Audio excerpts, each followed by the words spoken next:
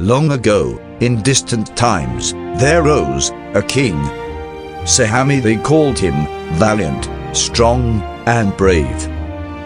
He fought in wars, he battled long and hard. He even gave burgers to the people. The Burger King definitely stole that idea from him. TM. A great king he was.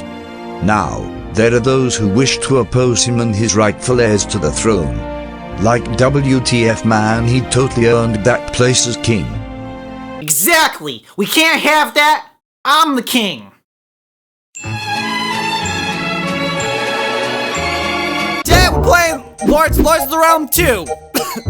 Lords of the Realm 2 was made by this little indie development company. I mean, you might have heard of them. Their name is... Sierra Entertainment? You know, the guys responsible for King's Quest, Space Quest, Quest for Glory? No? Not ringing the bell? Alright, well, cool. Lords of the Realm is part of Sierra's Lords series of games that encompass Lords of the Realm and Lords of Magic. I mean, I didn't say it was a big series, but a series nonetheless. Lords of Magic is a really interesting game, but today we're going to be talking about Lords of the Realm 2. There is a first one, obviously, but I was introduced to the series at the second one, so I thought it'd be kind of a callback for me to talk about this one first. Lords of the Realm 2 was made in 1996 by Sierra Entertainment. It's a turn-based strategy plus RTS hybrid game that takes place in medieval times. And as you guys know, I'm all about medieval times. The year? AD 1268. The king is dead. Do you know what that means? A position just opened up and we're about to be the king! The real one. And this guy is particularly upset about it, guys. My lord, I'd have the country. What? What are you saying? Can't hear you over the music. To rule the most. There will be dark days ahead. If it's to be war, then so be it. Come, we have work to do.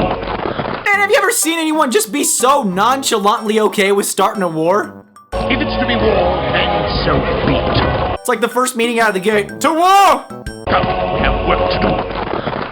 Oh, that when he said work, he wasn't joking. You got people chopping trees, gathering stone. This guy's making weapons. And I mean the symbolism. This guy was cutting down wheat, and the scythe he was using to cut the wheat turns into a sword. Wow. Uh-oh, the battles are starting. They better not be trying to fight me, am I right? Oh man, it's a duel!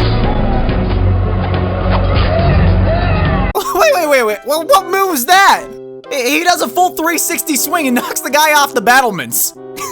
This guy doesn't even know what to do. He just gives up. He's just like, oh no, I lost this one. I mean, if it works, that's just some raw skill. I better have some capable fighters like that serving under me. And then they bust through the gates of the castle. Lords of the Realm 2. A+ cinematic.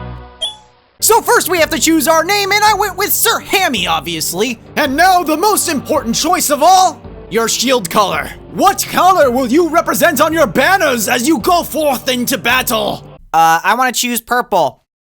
Wait. No. Black. No, wait. I mean, it's probably the most important choice you'll make. Purple it is then. Non-256 color display. Oh no. I don't have enough colors! Now this is the main screen you'll be looking at throughout most of your adventures in Lords of the Realm. A thing of beauty. So, what do we do now? Well, basically, you're essentially managing your realm as it grows and becomes stronger economically and militaristically. You can buy things at the trading caravan if you need supplies, but you're limited by the amount of crowns that you have, and if they're physically located near your villages. Buy these goods, my lord? Most of the time you spend is going to be managing your peasants to do certain jobs so that you can produce a variety of things for yourself. Our kingdom has needs and we shall meet the demand! And in order to do this, we go to our village and physically put them to work. What's this? Idling peasants? Get to work, or I'll have you flogged! Man, being king is awesome.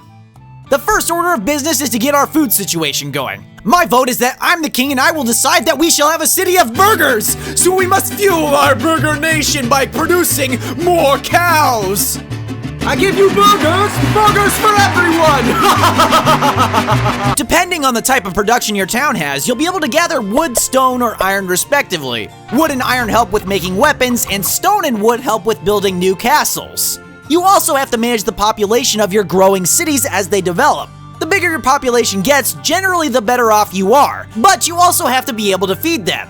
This means putting your peasants to work in either producing cows or wheat for food, or face consequences like getting diseases or making people unhappy, eventually revolting on you and kicking you out. Your serfs are unhappy. No talk of trouble has been heard as yet, but the people of this shire could do with some encouragement. Honestly, I don't even know what you're talking about. 0 happiness and 50% taxes? That all seems pretty fair to me. There has been a little talk about the way you are ruling. Not this again. Pass! The recent rumors of discontent and Next! angry with the way you have mismanaged their lives have taken up arms. At this very moment, they are rampaging across what used to be your lands. Uh-oh. No! Not the dungeons, no! I'll do better, I swear! Don't leave me in here! Oh, never mind. I could just take it back with my army. The county is yours. May you rule it wisely. Oh, I will. I'm pretty sure I learned some kind of lesson there. Okay, I guess the first order of business is actually making the people happy and feeding them or whatever for real this time. I learned that you can make people happy pretty quickly by buying them lots of alcohol, just like in real life. Buy these goods, my lord. I definitely hoarded more cows earlier in my conquest because I wanted a burger empire, only to learn later that it takes more peasants to manage. You can grow wheat, but you have to sow the seeds in the wintertime and put more laborers to work during that time of the year. But it takes less people to manage for the rest of the year. So essentially, you're just managing your kingdom, one season at a time. After finishing everything you want to get done, you press end turn and the next season begins. So it's kind of like a turn-based medieval management sim, kind of like Civilization. And just like in Civilization, there are enemy characters. You don't play as any of these characters specifically, unless you count the shadowy dungeon master looking guy as a character. But the AI can play as a variety of characters you'll learn to absolutely hate. There's the Baron, the Knight, the Countess, and the Bishop. The Baron is the first character we face off against. He operates out of his capital city of, Periwinkle. He generally likes to gain control of land early on and then relentlessly attack you once he's gotten that land advantage. Well, we'll see if we can postpone the war by composing an eloquent message to the Baron complimenting him. There's no need for bloodshed when diplomacy is our friend. Dear Baron, hey dude, you're like totally cool. Plus don't attack me. Periwinkle is a good name for a county. Nice. Patience is key here. We have to wait until next season for a response. You think far too highly of me, my noble friend. Methinks your flowery words reach too many ears. Ha ha! A round of huzzah! It worked! I think. Well, it looks like it did work because his friendship meter went up. That's probably good. Well, we should probably keep these compliments rolling to keep this guy off our backs while we maintain our empire. Dear Baron, my words may be flowery, indeed. But is it not best for us to be allies in these trying times? Sir Hemi. These soft words warm my heart, but do not feed my men. If you are truly my friend, send proof of your sincerity. Uh-oh. Wait a second. Now this guy wants gifts? What kind of gifts? I mean, I'm just over here being a genuine nice guy who writes really good compliments, but now he's asking? No, demanding gifts? Nuh-uh. Periwinkle, you're going down. This poor, defenseless county has been ruthlessly occupied by one of your enemies. Okay. Well, we'll have to work towards that Periwinkle thing, but I'm on to you, Baron. You think I'm gonna go down easy? You think I'm gonna take this sitting down? I might be sitting down right now, but that's besides the point. I'm the best king I know. This leads us to the next aspect of the game, war. You can build armies to conquer new territory and eventually conquer your opponent in a few different ways. Well, first we should try and take this other territory before the Baron gets to it, or we're gonna have a bad time coming back from this. But before we do that, I'm gonna make sure our defenses are bulked up by building a keep. making it harder for the Baron if he decides to attack us directly. You can build up new defenses by gathering the right resources and then using your peasants to build a new castle. There's a lot of different castles ranging from essentially wooden forts all the way up to Royal castles! they're the best. They're so good. Top 3 reasons why royal castles are good. Go! Number 1, the amount of money you make every season is higher. Number 2, you can garrison a lot more soldiers. Finally, number 3, they look badass. This castle demands respect. And anyone who doesn't agree with that was never your friend in the first place. Don't let them convince you otherwise. Anyways, better castles are kind of a no-brainer. That's why it's kind of funny that only the Countess and the Bishop are really programmed to build better castles. Like I said, every AI kinda has a different strategy. The Baron likes to build the second-tier castle, the Wooden Palisade. They're pretty easy to conquer, but sieging a castle can cost a lot of resources. But there are, of course, other ways besides attacking a castle to do damage to a county. If you wanted to, you could attack plots of land directly, which is an incredibly cheesy tactic. I, Sir Hammy, do this for the greater good. I know there is no honor in this. But I also want to win the game and be the king, so... sorry. But we're not quite there yet. But now, it is time to raise the banners to war! Our first battle? Attacking helpless and leaderless villagers. To war! It's for their own good. The Baron was just gonna do it anyways, guys. Sir, this county is part of my ancestral lands, and I hereby claim it by right of birth. Yield or face the might of my army. I mean, if you think about it, we're just saving them from his questionable gift-demanding politics. And that's a win in my book. Now that we control 2 counties, we also have to manage everything in both of those counties. So I guess we kind of have to lay low for a bit now and recover some of our happiness and population before raging more wars.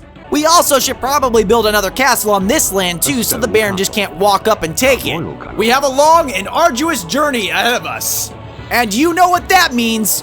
War montage! Da-da-da-da-da! Da-da-da-da-da! Da-da-da-da-da! Da-da-da-da-da!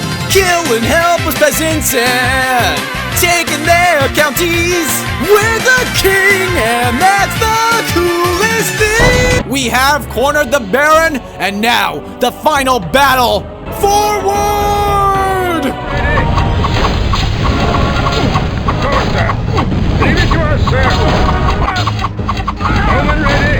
Another conquest, my lord. Yeah, I'm the king. Today will be known as... What? What? Oh. Wait, you're serious? We're gonna hang him? Evil reigns supreme while justice and honor are cast out. The world is upside down. Well, no time to dwell on that. I got an honorary ceremony to attend. Ah, yes, the honorary ceremony to me. This is exactly how I dreamed it would be. Walking down as peasants kneel before me, looking out over my people.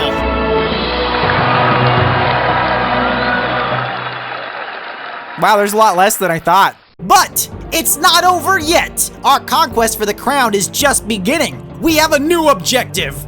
The United States of America. I promise I shall rule this land fairly and justly. But I am going to take it by force. Any objections? And it was at this time that Sehami, the original Burger King, TM, left his humble abode and rode out into many battles. The knight was puny and insignificant, Surrender to me now, and maybe I'll let you live. a whiner until the very end. My advisors failed me. My generals failed me. The bishop, well, he was okay I guess. He kind of got the ordeal honestly because his spawn was in the middle.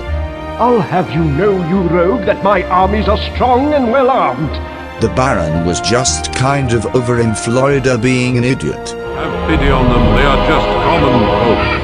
And finally, the Countess was the fiercest of all the warriors, but she too eventually fell.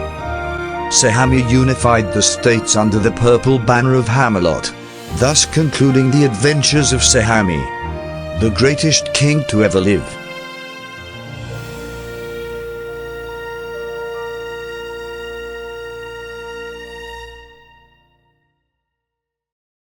buy these goods, my lord?